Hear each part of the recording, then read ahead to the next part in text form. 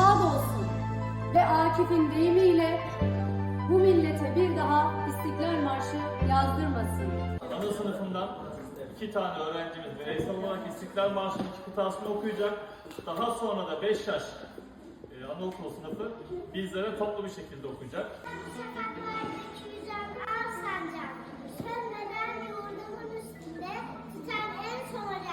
O benim milletimin yıldızıdır parlayacak. O benimdir, o benim milletimin ancak. Korkma, sönmez şafaklarda yüzen al sancak. Sönmeden yurdumun üstünde tutar en son ocak. Benimdir, o benim milletimindir ancak. Sönmeden yurdumun üstünde tutar en son ocak. Hangi çılgın bana zincir vuracakmış şaşarım. Düşün altındaki binlerce kefensiz yatır.